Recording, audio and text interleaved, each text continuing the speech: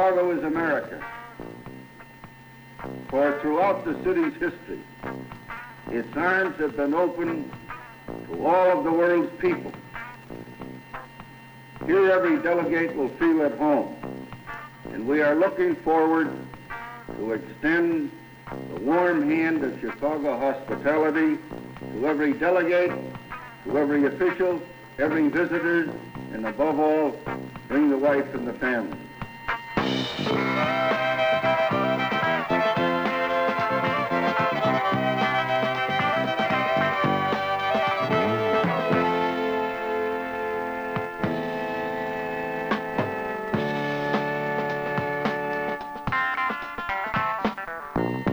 Gentlemen, the laws of the city of Chicago are going to be upheld.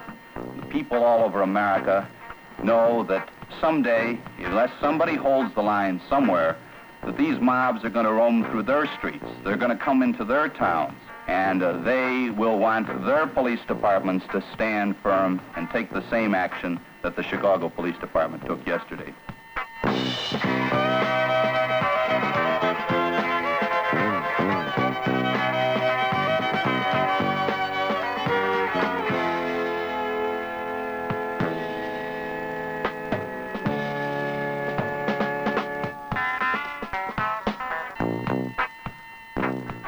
Seen it all over the country, not just in Chicago. You know, when you get large groups of people with hair over an inch together, somebody goes over there and beats them up.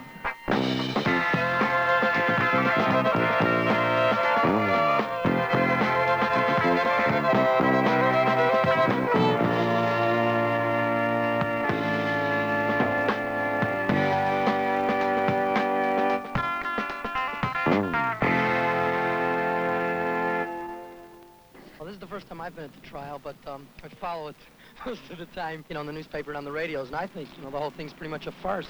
There was a few people from New York and Colorado here. They just come into Chicago to go to the trials. Well, the first time I came here was at the pre-trial hearing last summer, and I didn't have any preconceived ideas about the old Julie. You know, that was when they were first applying for continuance. Carrying on all the defendants. It's just like a good time. Denied. I just couldn't believe it. I was sitting there stunned. He hated the defense. Got their own judge and their own jury over having a trial. Just lock him up. You know, there wasn't all this publicity about how biased he was. We got a chance to talk to Abby Hoffman. He was in a really jovial mood. This is a report on the trial, the Chicago 8 conspiracy trial. I'm Franklin McMahon, an artist reporter. These are my drawings made during that trial, with my comments and the voices of others recalling the trial. Law overthinking, that's all this law is, conspiring, and that's wrong.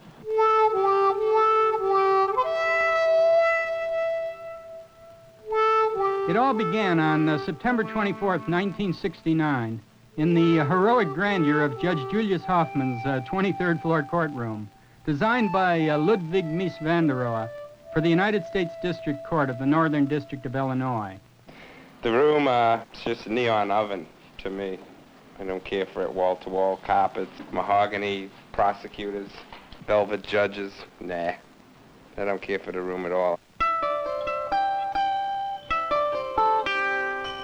69, CR for criminal, number 180, the trial of David Dellinger and 7 others for their part in the troubles of Chicago during the 1968 Democratic Convention.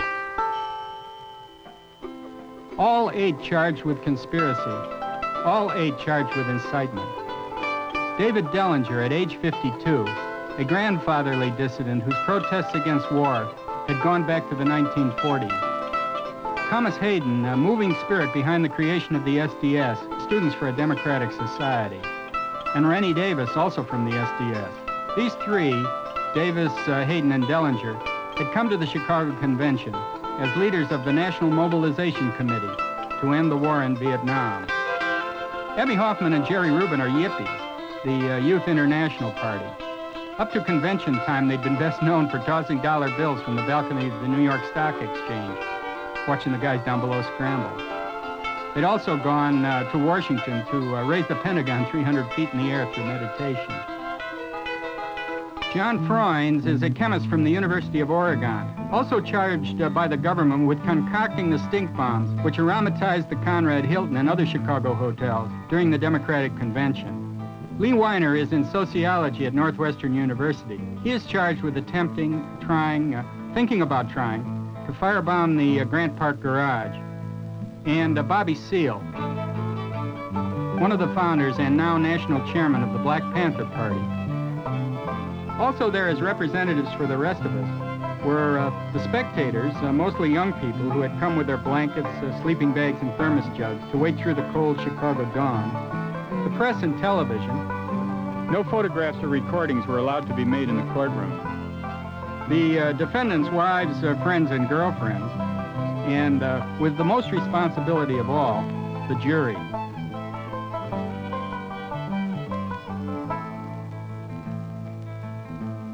The government saw it as a criminal trial, to be tried under the classic rules of evidence which cover such trials. Thomas Foran, United States Attorney for the Northern District and Chief Prosecutor, says that this system, worked out over 500 years, is the best way to get at the truth. To help him in this quest, he brought along Roger Cubbage, William Stanley of the FBI, and Richard Schultz, young assistant U.S. attorney.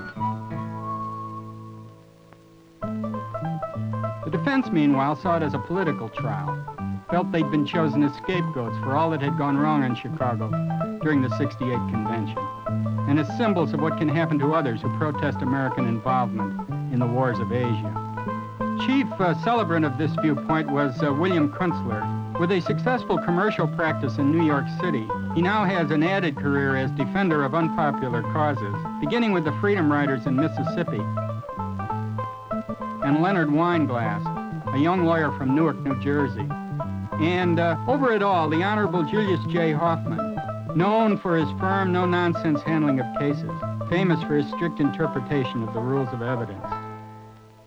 I think Hoffman sees his case as a criminal trial, when in fact that's really not the issue whatsoever. Abby, Jerry, Tom, myself, and others came to Chicago after having been in the civil rights movement from a period of 1962 on. And so, in a sense, what's on trial is the past decade in this country. And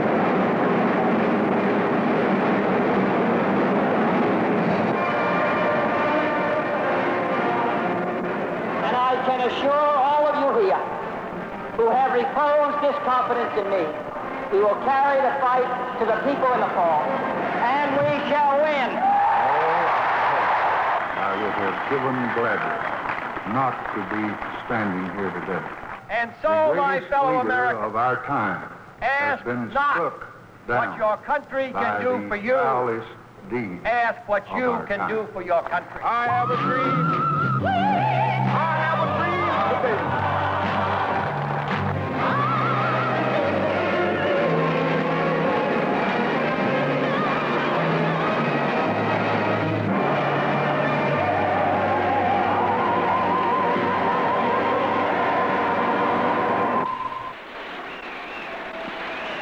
Our first effort must be, of course, to bring that war to an end by every means that is available. But it is fair to admit that you have to accept a new government in South Vietnam. Accordingly, that's what the war has been about. I shall not seek, and I will not accept, the nomination of my party for another term as your president.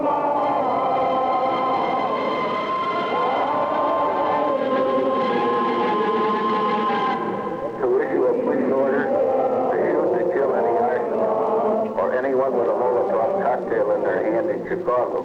And I want to do is break down the barriers that presently divide us and start dealing with one another. Those of us who not show oneself, but some people see things as they are and say why. I dream things that never were and say why not.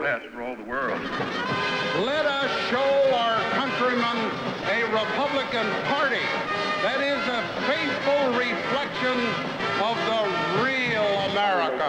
I shall recommend to the convention that it nominate for vice president on the Republican ticket Governor Agnew of Maryland. I was an underdog when I first ran for the United States Senate in 1948, just before I won. And I was an underdog many, many times in the United States Senate when I led the fight for such programs as the Peace Corps and Medicare and Food for Peace and the nuclear test ban treaty, just before we won.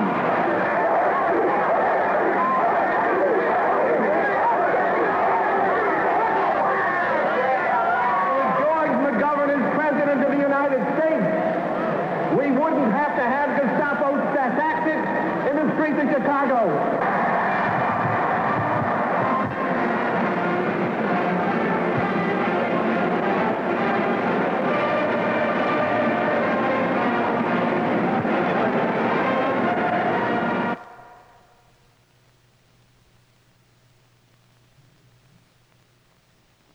So now, a year and a month after the fateful events of August 1968, here was a Chicago jury with front row seats for the reenactment.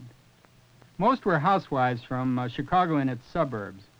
One was a cook, another a computer operator. There was an interior decorator, a nurse's aide, a house painter, a retired employee of the Chicago Transit Authority. The jury is hardly a jury of our peers. I mean, it's not a jury of young people with long hair and aware of the political issues that motivate us. The jury was basically asked the question whether or not they would be prejudiced to the government or the defendants, and if they answered that they would not be, they were let on the stand. That jury was probably chosen quicker than a jury involved in a case of pickpocketing. The conspiracy law dates back to the 1800s. The new federal law deals with incitement and intent. Somehow part of the 1968 Civil Rights Law, it makes it a crime to cross state lines with the intent to incite a riot, or to organize, promote, or carry out a riot, or to commit any act of violence in furtherance of riot. A riot, according to this bill, can be carried out by an assemblage of 3 or more persons. There were more than 3 people in Chicago those days in August. I don't think that the whole mob was there for violence. And I was there. Everybody has a right to peaceably assemble. When the ruling party administrating militarism and racism is invited into the city, it is inevitable that people who believe in decent human values will come with the convention in order to protest. The people who call them political are the defendants. They're self-styled political tribes. If they come to a city and they incite violence, there's nothing political at all involved. The rules of evidence are designed to handle a criminal case. The nature of the charges and the nature of the defendants just does not lend itself to a traditional criminal proceeding. We were really being untried for the way we live our lives and for the thoughts that we have. It was our language, dreams, our fantasies, our imagery. It was not for inciting riot. Now, how did they do it? And now came the government's witnesses. First, they tried to get tens of thousands of people to Chicago by saying, we're going to have a counter-convention. Frank Riggio tailed Davis and Hayden, eventually arrested Hayden, said he'd let air out of a police car's tires.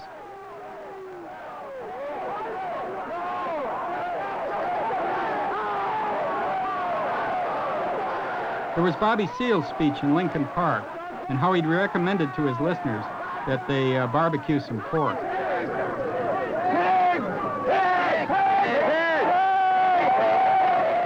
There was a TV film of students practicing riot formation. There'd been talk of putting LSD in the city water supply. Joseph Hale, a police photographer in Grant Park, took a picture of the American flag at half-mast, saw plastic bags of a brownish solution come sailing out of the crowd, sticks tin cans in a jar of mustard, heard Jerry Rubin shouting, "Kill the pig." They were told of Abby Hoffman's obscenity.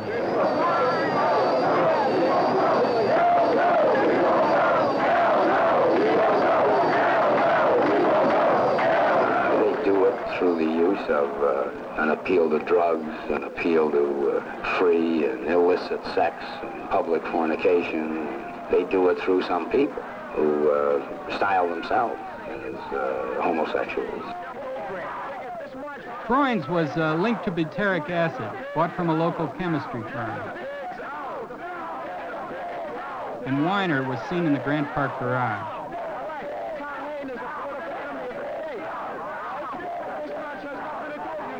Another subpoenaed news film showed Davis leading a march on the 11th and State Police Station to protest Hayden's arrest.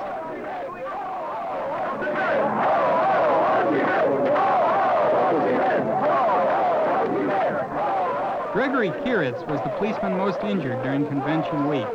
Sustained a double fracture of the bone around his eye, an object thrown from the crowd in front of the Conrad Hilton. These policemen have been under a lot of pressure. They've been maligned out there, sworn at, spit at, cursed at, box rattles. Things were thrown at them that I can't even tell you on TV. And they reacted. They reacted strongly. But they are protecting the citizens of the city of Chicago. Irwin Bach had posed as a veteran against the war in Vietnam, had attended mobilization meetings. He testified that Davis had wanted demonstrators to break windows and stone police cars, and that Rubin had said they should start fires in the loop. It was Bach who first developed the two-edge theory against David Dellinger. At that meeting, they planned two actions. One action was going to be Dellinger's march, which Dellinger said will never make it, which they knew all the time. He said it's going to be blocked. And the other action was going to be people were going to infiltrate out of here. They're going to go into the loop, and we're going to bust it up and shut it down. They planned this, and then they executed it. It was this more than anything else that was the government's case against Dellinger.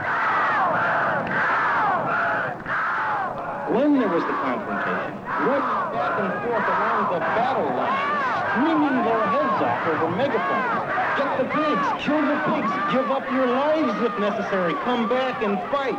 Arm yourselves, get them, kill them. That is inciting people to imminent, unlawful action, incitement to riot. And where's their case? I've seen more evidence than a case of scotch. The government presented some 56 witnesses in their first go-around, and maybe 10 more in rebuttal testimony. The defense charged that there were only two real people. They were all undercover policemen, FBI agents, and paid informers.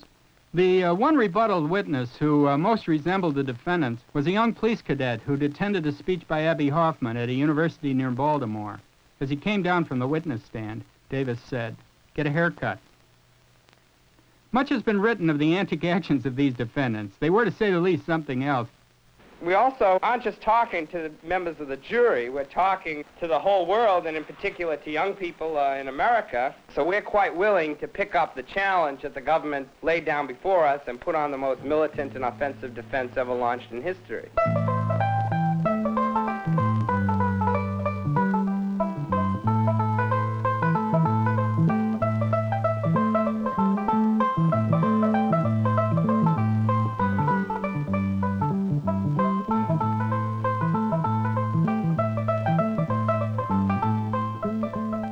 What this trial is about is in terms of our language and the visual imagery that we create and how we relate to the media and how we understand things like that you can't understand just reading the transcript.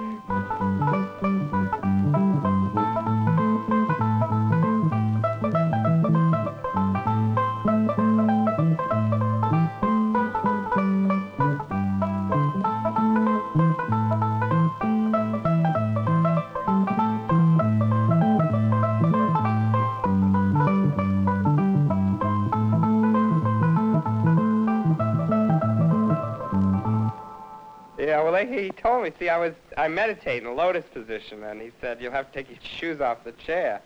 So I took them off the chair, took them off my feet, you know. I just was agreeing with the marshal. He had a good suggestion there. The reaction of that to the jurors. That's funny. Often a ripple of recognition would run through the defense table, and I began to imagine how these now very straightly dressed witnesses might have indeed looked during convention week.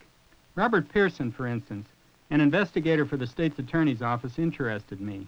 I allowed my hair to grow long, he said. I allowed myself to go without a shave for approximately 4 to 6 weeks. I purchased the attire of a motorcycle gang member, which is motorcycle boots, a black T-shirt, black Levi's, and a black leather vest and a motorcycle helmet. He even testified that he'd thrown a bottle of paint at a police car. Louis Salzberg, a photographer, was in and around the movement for 2 or 3 years.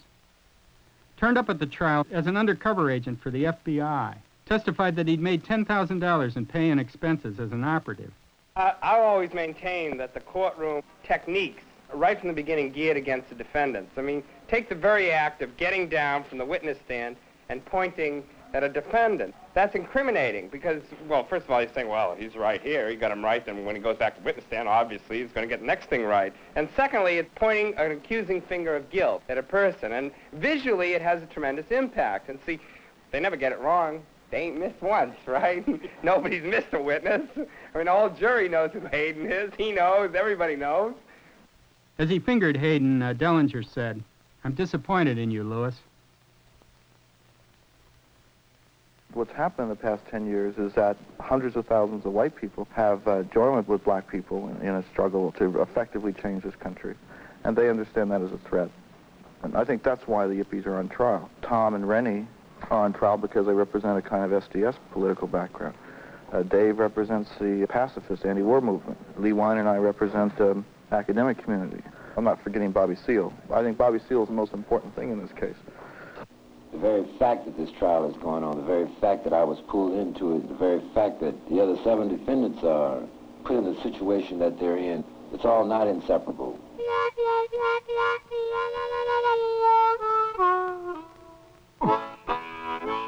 Seale had come to Chicago in 1968 as a substitute for his friend Eldridge Cleaver. He did give a speech in Lincoln Park, but was in town only 18 hours, had no real interest in the convention. Charles Gary of San Francisco, the Black Panther lawyer, had asked Judge Hoffman to postpone the trial until he could recover from surgery. This the judge refused to do. Now that his lawyer couldn't appear, Bobby Seale sought to plead his own case. But if this was denied, he wanted it to be known that he was firing his lawyer of record, Kunstler. This was ignored by Judge Hoffman. Kunstler tried to withdraw his appearance for Seale, but by now the trial was in its second day with a full jury. Each time there was a witness with testimony relating to Seale, Seale moved forward to cross-examine. The judge would not allow this. "You have a lawyer," he told Seale. "You have a very able lawyer from New York." Seale was alert for every opportunity to make his point. To Weinglass he said, "Hey, you don't speak for me. I would like to speak on behalf of my own self and handle my case on behalf of myself. How come I can't speak on behalf of myself? I am my own legal counsel. I don't want these lawyers to represent me." He made another formal motion to defend himself and asked for bail so that he might better conduct his case. Schultz, meanwhile, maintained that there were 7 lawyers of record by trial time, that it wasn't right for these guys to quit and go off, and Seale demanded that one of them should come back as his lawyer. Judge Hoffman said that the case was too complex for self-representation, that it might jeopardize the rights of the other defendants. And Seale became more vehement. "You are denying them. Every other word you say is deny, deny, deny. And you begin to oink in the faces of the masses of the people of this country. That is what you begin to represent, the corruptness of this rotten government of 400 years. I admonish you, sir, that you have a lot of contemptuous conduct against you. I admonish you. You are in contempt of the constitutional rights of the mass of the people of the United States. I'm not in contempt of nothing. You are the one who is in contempt. The people of America need to admonish you and the whole Nixon administration. Let me cross-examine the witness. I admonish the defendant and his counsel. Counsel ain't got nothing to do with it. I'm my own counsel." "You're not doing very well for yourself." "Yes, that's because you violated my constitutional rights, Judge Hoffman. That's because you violated them overtly, deliberately, and in every racist manner. Somebody ought to point out the law to you. You don't want to investigate to see whether the people get their constitutional rights. 68,000 black men died in the Civil War for that right. The right was made during the Reconstruction period. They fought in that war, and 68,000 of them died. That law was made for me to have my constitutional right. Do you want to listen to me for a moment? Why should I continue to listen to you unless you are going to give me my constitutional right? I am warning you, sir, that the law... Instead of warning me, why don't you warn me that I have the right to defend myself, huh?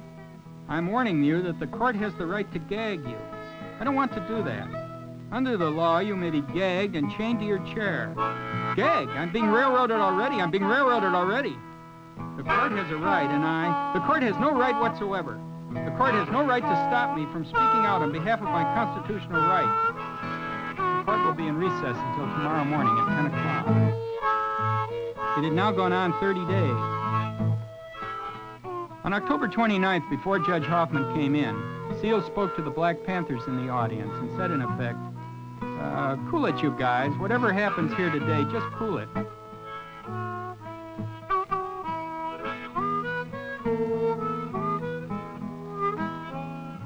federal marshals were beginning to line up in the room. Quinkler charged that there were 25 marshals present. As the judge appeared, Richard Schultz said, "If the court please, before you came in this morning, Bobby Seale stood up and addressed this group." "That's right, brother. I spoke on behalf of my constitutional rights."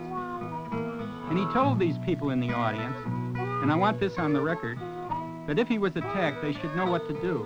He was talking to the people about an attack by them. "You're lying. Dirty liar. I told them to defend themselves. You are a rotten, racist, pig, fascist liar. That's what you are. You're a rotten liar. You are a rotten liar. You are a fascist pig liar. I said they have the right to defend themselves if they are attacked. And I hope that the record carries that. And I hope that the record shows that Tricky Dick Schultz, working for Richard Nixon and the administration, all understand that Tricky Dick Schultz is a liar. And we have the right to defend ourselves. And if you attack me, I will defend myself." Mr. Seale, I have admonished you previously. You have George Washington and Benjamin Franklin sitting in a picture behind you, and they are slave owners. That's what they were. They owned slaves. You are acting in the same manner, denying me my constitutional rights, being able to cross-examine the witness. Well, I've been called a racist, a fascist. He has pointed to the picture of George Washington behind me and called him a slave owner. They were slave owners. Look at history. As though I had anything to do with that. They were slave owners. You've got him up there. He's been known as the father of this country. And I would think that it's a pretty good picture to have in the United States District Court. We all share a common guilt, Your Honor. I didn't think I would ever live to sit in a bench or be in a courtroom where George Washington was assailed by a defendant in a criminal case, and the judge was criticized for having his portrait on the wall. I will not hear you now. I'm asking you to be silent. I want to know, oh, look, it's a form of racism that has stopped my argument.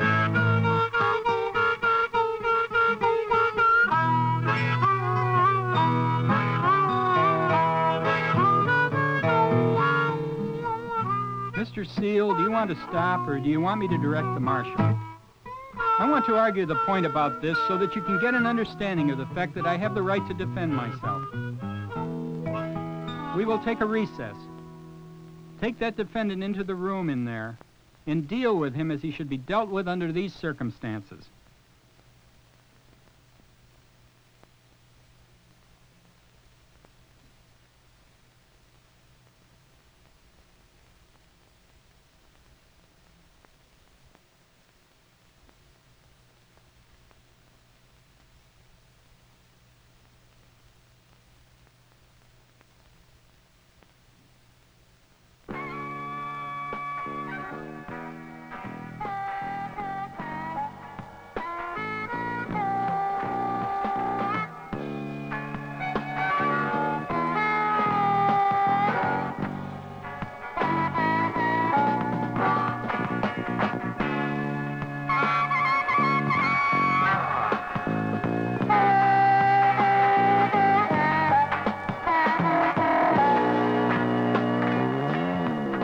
Seale continued to protest, continued to demand the right to defend himself. Kunstler called it medieval torture.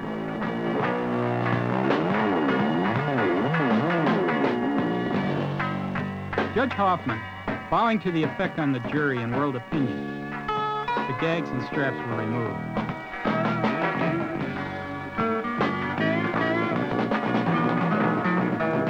Seale announced that he was waiving no rights, and that he had spoken out only at appropriate times. When he again insisted on the right to cross-examine, the judge was furious.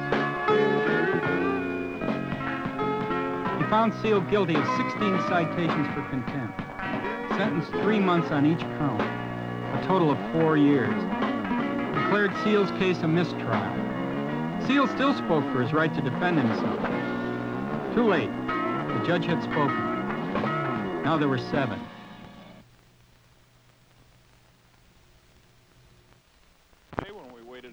They let us stand inside because it was like 10 below.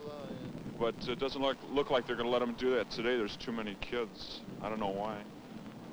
I'm 105 on the sign-up sheet, and I don't think I'll get in, but I'm hopeful. This thing could have been settled so easily just by letting him defend himself. It's almost unbelievable, really, to think that, you know, that you would bound and gag somebody in a courtroom. And the only thing that could possibly top that is giving somebody 4 years for contempt. And Hoffman came up with that, too. This is a good way to goof up the court system, it really is, to keep, you know, the jurors and judge and everybody and the whole courtroom tied up for so long. Well, God, I've been here since about 1 o'clock, and it's about 9 now. And, you know, like, it's cold outside.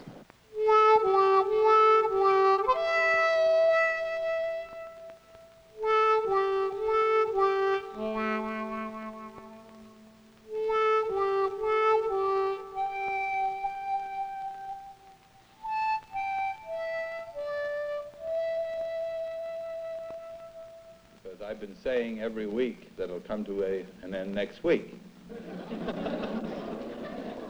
But today we passed our 100th witness, and we still have 30 or 40 more that we could call for next week's cast. As you know, we are the longest running production in Chicago.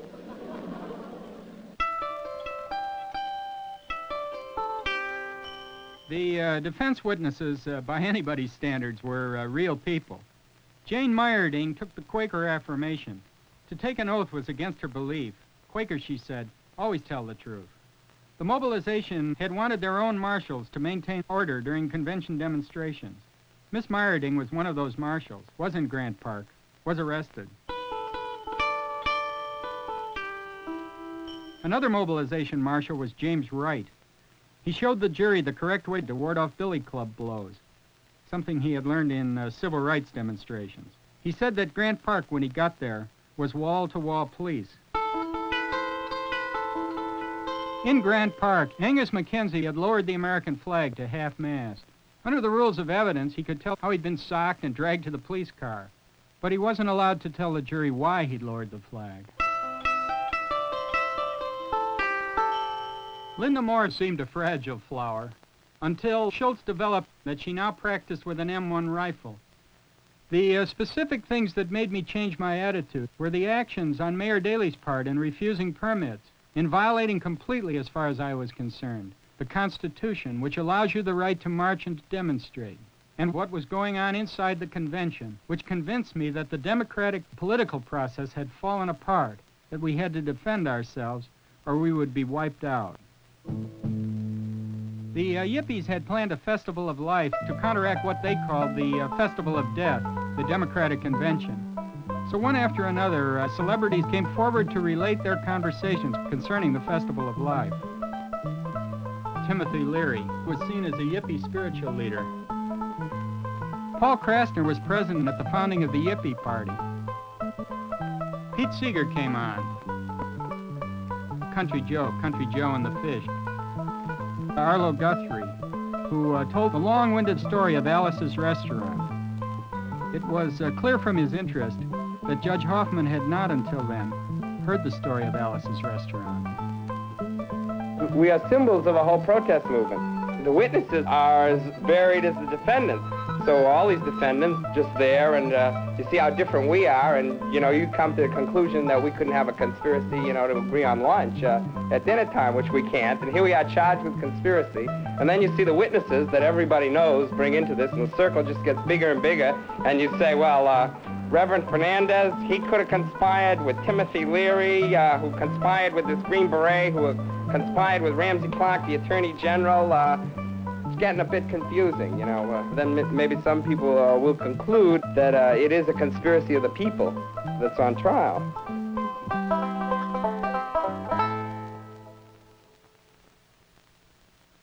Those of you that missed Judy Collins would have seen a very memorable sight. She tried to sing "Where Have All the Flowers Gone?" and Marshall went up to her, put one hand on the top of her head and one hand under her chin, and with a certain gentleness closed her mouth, just as she was about to sing "Long Time Passing." She then proceeded to do a very, I thought, emotional and good thing. She recited the entire poem. Will you please state your full name? Allen Ginsberg. What is your occupation? Poet. Ginsberg told of plans for the human being, a gathering together of younger people, aware of the planetary fate that we are all sitting in the middle of. imbued with a new consciousness and desiring a new kind of society involving prayer, music, and the spiritual life together, rather than competition, acquisition, and war. The judge ruled all this irrelevant, and we moved on toward the convention. Ginsburg had come to Mayor Daley's office to help get permits, and he had chanted the Hare Krishna mantra as an example of what was intended at the festival. Hare Krishna, Krishna Krishna, Hare Hare, Hare Rama, Rama Rama, Hare Hare. Foran objected and was sustained by the judge. Then on Saturday night before the convention, he had met with Hoffman and Rubin and others, and he testified that they both had recommended leaving the park at the 11 p.m. curfew time. They had said that the park wasn't worth fighting for. Then at 10:30, the police moved into the park, and there was surprise, consternation, and what Ginsburg called swift and agitated motion, without any center, without any calm. And Ginsburg began to chant, Om.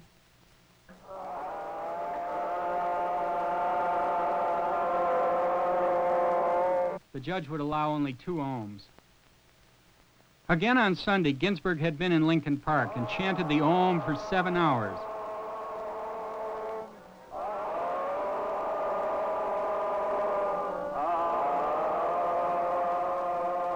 And again Monday, calming the crowd at the barricade.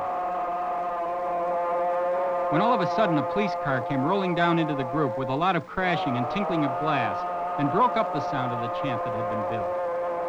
And again on Tuesday, chanting Om through the glary lights and the tear gas.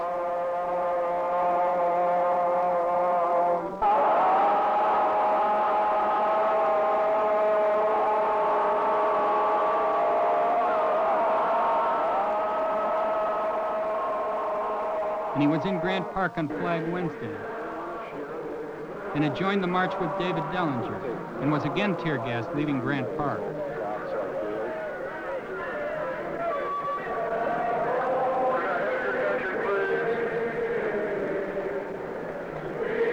Robert Hall brought along the police billy club, which he said had been broken over his head in Grant Park. Anne Patricia Carr, who was a British member of Parliament, was shocked that there wasn't a Bible in this federal court, had been to the Conrad Hilton, and had been attacked by the police and thrown into a paddy wagon. She put her face to the window of the paddy wagon and was maced through the porthole. Ruth Migdal testified that the police had chanted, "Kill, kill, kill," as they charged the demonstrators. Norman Mailer had been in the Conrad Hilton. He looked down into the street where the police cut through the crowd like sheets of rain, like a sword cutting down grass. Because finally, what was it? There were 12,000 kids not given a permit to march and just being beaten day after day after day, and these kids kept coming back. This police department finally cracked up over here. When we come here to assert our democratic rights and are threatened and intimidated by troops, mace, tanks, guns, all the rest of it, I think it will be extremely clear who has created the incident. Civil rights movement is starting now. I guess it was in about 10 years. That's true.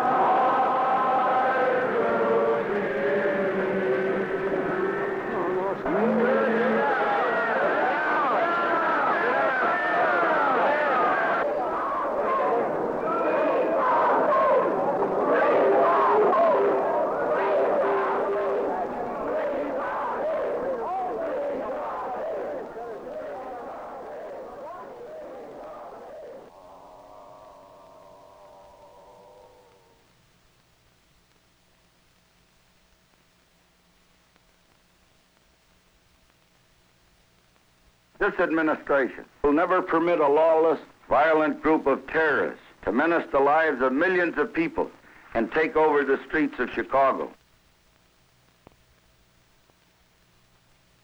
Chicago's Mayor Daley was a cool witness.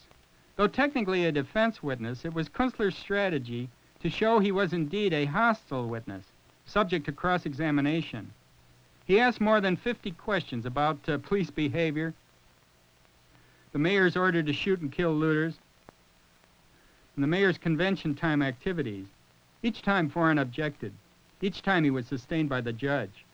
As Kunstler became more and more desperate, he was supported by hissing from the spectators. who were immediately tossed out by federal marshals. At one point, the judge said that this was indeed a most friendly witness. Daley once said that he didn't mind the yippies snake dancing, flippies, zippies dancing. He preferred an Irish jig. I'll put on the button. Bernadine Devlin sent it.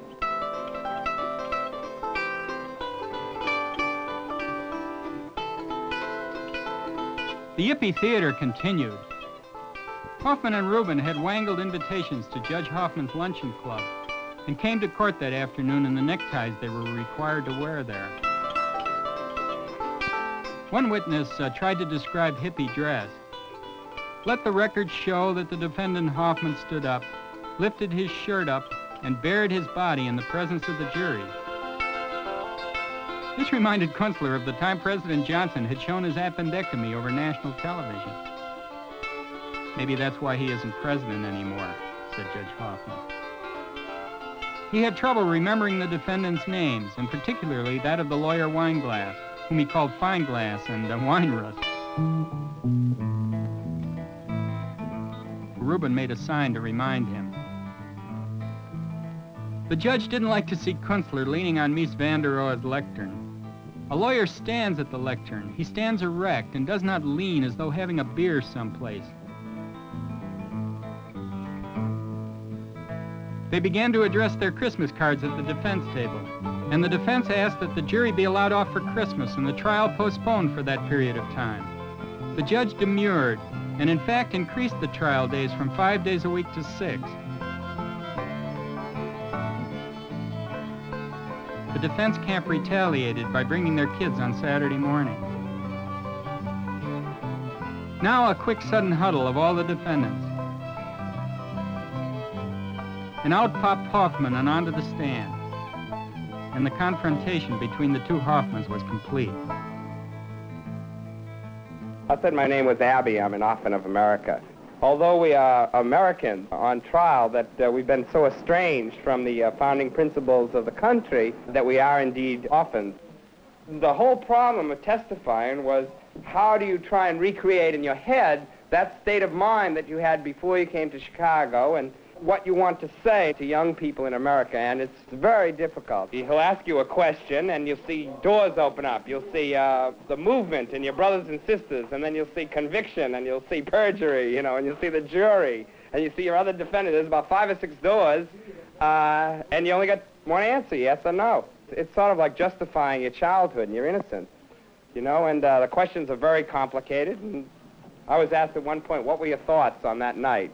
As you stared at the building, and I said, gee, I never been on trial for my thoughts before. I'll take a little time, And my books were used against me. One point I was asked what I was dreaming, because I wrote in the book that I was dreaming of, a whole fantasy project. I said, oh, didn't know you were a psychiatrist, Schultz. I thought you were a lawyer.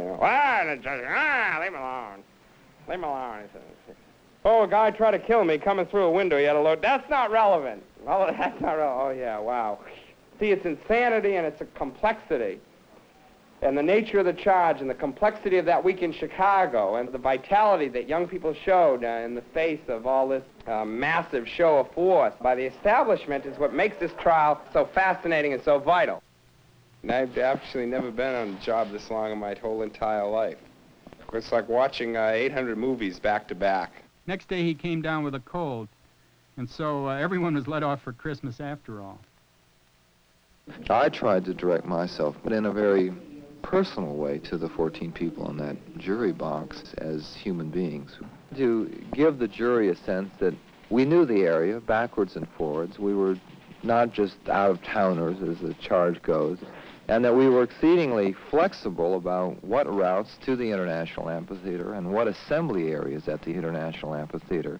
It was really the city that had a non-negotiable position. We had to come to Chicago to protest not only the war, not only racism, but what was going on in Chicago. In the largest assemblage of peace the country had ever seen in its history, we feel that the country is really the ultimate jury in a political trial. Julian Bond of Georgia came to testify about events within the Democratic Convention itself. None of this was allowed under Judge Hoffman's rules of evidence. Bobby Seale returned to play the tape of his Lincoln Park speech, to find a pig, as a person or a policeman who is generally found violating the constitutional rights of the people. All we have to say here is that power to the people, and right on. Ramsey Clark had been Attorney General of the United States during the time of the Democratic Convention, and Kunstler wanted testimony about his phone calls to Mayor Daley, and about his meetings with President Johnson, and about ordering of the National Guard into Chicago. Judge Hoffman refused to allow Ramsey Clark to testify. He was heard in voir dire examination outside the jury's presence. The jury never knew that the former Attorney General of the United States had come to testify. David Dellinger was now increasingly agitated. Next, Ralph David Abernathy. He was co-chairman of the mobilization at the time of the convention. Reverend Abernathy was on his way into the city from the airport. Kunstler asked for a recess. Judge Hoffman ruled against this and closed the defense's case. It was for mentioning this incident to the jury that Kunstler later received a major sentence for contempt. James Reardon, Deputy Chief of Police, called by the government in rebuttal testimony. He headed the forces that stopped David Dellinger on the march from Grant Park. Now Reardon told the jury, and all these folks in open court assembled, that when Dellinger had left the park, he had gone with a group carrying Viet Cong flags. It was at this point that Dellinger uttered the unforgettable watchword of the New Left movement, which the New York Times called a barnyard vulgarity. Now Dellinger's bail was revoked. The judge hasn't let anybody go in 4 years. No longer were Hoffman and Rubin playful yippies. He's a madman. A Shanda for the Goyim, which means that he had lived under Nazi Germany, he would have sent Dan Frank off to prison and the gas chambers in the same way that he wants to send us to jail. It's an insane asylum up there. It's an insane asylum. I think that he has pretensions to wasp aspirations, and I meant it that way and wanted to remind him of his origins in Delancey Street. Judge Julius Hoffman is a character of every judge in America. You've seen one judge, you've seen them all.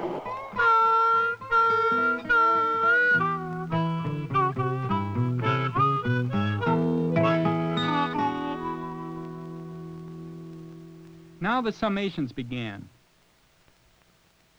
Weinglass once more took the jury through his photographs of those fateful days in August. Schultz pleaded the government's case.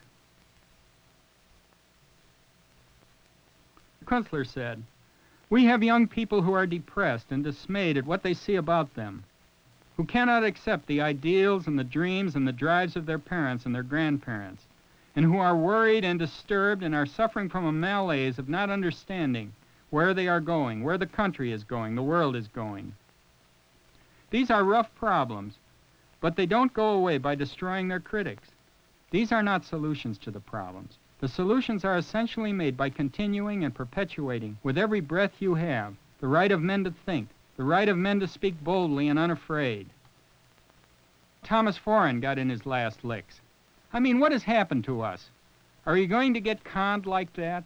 The bad people are policemen. The bad people are FBI agents. The bad people are people who give their lives to government. The bad people are a kid who goes in the Navy. That you're only a good guy if you like the homosexual poetry of Allen Ginsberg. Or you're only a good guy if you think Paul Krasner is funny. Or you're only a good guy if you think that somebody like that Sanders with a goofy outfit is a decent man. We can't let people use our kids like that. The vision and ideals that our forefathers had just can't be corrupted by the haters and violent anarchists. The future will be with people who will be truthful, pure, and loving. You know who said that? Gandhi, Dr. King, truthful, pure, loving, not liars and obscene haters like these men are.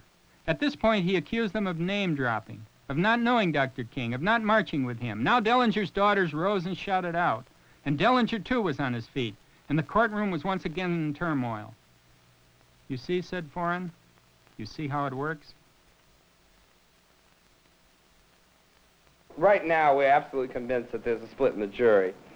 On the other hand, we also see us going up for contempt. I mean, especially when we beat the rap. When they come back, no matter what their verdict is, the judge's going to say, "Oh, wait a minute, boys, 'Tis one matter I want to take up with you fellas. The next day started quietly, the judge charging the jury. Then the jury out, Judge Hoffman began his contempt citations. The law says that there may be no citations for contempt longer than 6 months without provision of jury trial. So Judge Hoffman tacked one citation on another in a strange litany of 175 separate offenses to his honor and to the decorum of the court. Dellinger was sentenced to 29 months and 16 days on 32 counts of contempt. Once more, Dellinger was on his feet. You want us to be like good Germans, supporting the evils of our decade. And then when we refused to be good Germans and came to Chicago and demonstrated, despite the threats and the intimidations of the establishment, now you want us to be like good Jews, going quietly and politely to concentration camps. Mr. Marshall, I will ask you to have Mr. Dellinger sit down. And now the turmoil again. This time, 3 rings of chaos. Dellinger thrust into his seat. His daughter's being forcibly removed.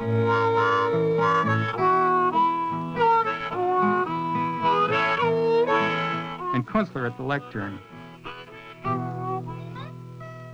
Yesterday, for the first time in my career, I completely lost my composure in court as I watched the older daughter of David Dellinger being rushed out of the room because she clapped her hands to acknowledge what amounted to her father's farewell to her. I felt such a deep sense of utter futility that I could not keep from crying, something I had not done publicly since childhood. I am sorry if I disturbed the decorum of the courtroom, but I am not ashamed of my tears. Each was allowed to speak at the time of sentence. Lee Weiner told the judge that at Northwestern University the plaque had been ripped from Hoffman Hall. John Freund's evoked the Oregon Constitution, that all power is inherent in the people, and all free governments are founded on their authority and instituted for their peace, safety, and happiness, and that they have at all times a right to alter, reform, or abolish the government in a manner they may think proper. And that is what I think we did, said Freund.